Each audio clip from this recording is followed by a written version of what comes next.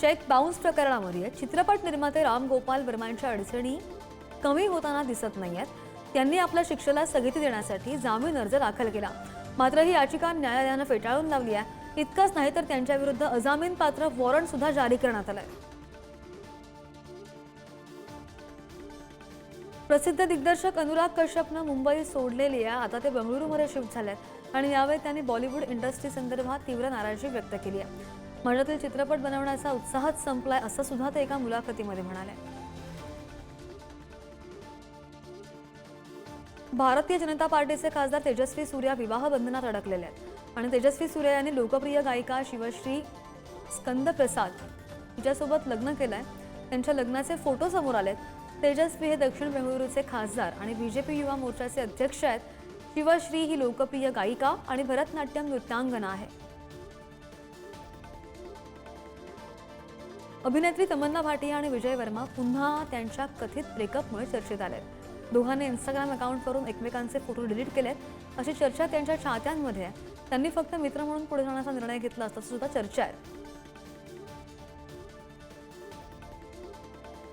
लक्ष्मण उतेकर दिग्दर्शित छावा हा 2025 मधील सर्वाधिक कमाई करणारा भारतीय चित्रपट ठरलाय. छावाने आतापर्यंत 550 कोटी रुपयांची कमाई केली आहे आणि या चित्रपटाने 20 दिवसात हा आकडा गाठलेला आहे. छावा चित्रपटाच्या निर्मितीसाठी खर्च केलेले 130 कोटी रुपये या चित्रपटाने फक्त 3 दिवसांमध्ये वसूल केलेत.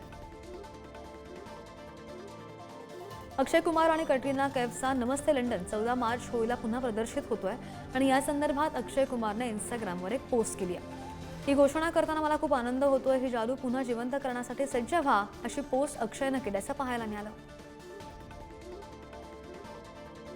कियारा अडवाणीने डॉन 3 या चित्रपटामधून बाहेर पडण्याचा निर्णय घेतलाय. ती गरोदर असल्यानं आयुष्यातील या सुंदर टप्प्याचा आनंद घेण्यासाठी तिनं कामामधून ब्रेक घेतलाय. गेल्या वर्षी फरहान अख्तरच्या चित्रपटाची मुख्य अभिनेत्री म्हणून कियाराची घोषणा करण्यात आलेली होती. अभिनेता सैफ अली खानवर झालेल्या चाकू हल्ल्यासंदर्भात मार्च अखेरपर्यंत दोषारोपपत्र दाखल करण्यात येणार आहे, सादर करण्यात येणार आहे. वांद्रे येथील महानगर दंडाधिकारी न्यायालयामध्ये दोषारोपपत्र सादर होईल.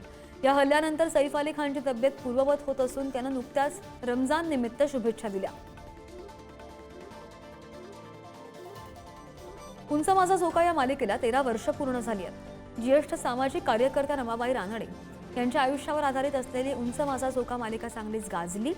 अभिनेत्री तेजश्री वालावलकरनं उंच माझा झोका मालिकेचे काही फोटो शेअर करत आठवणी ताज्या केल्या. राजस्थानच्या जयपूरमध्ये होणाऱ्या हायफा 2025 चित्रपट पुरस्कार सोहळ्याची जय्यत तयारी सध्या सुरू आहे. या सोहळ्याची निमंत्रण पत्रिका अतिशय विशिष्ट पद्धतीने तयार करण्यात आली आहे.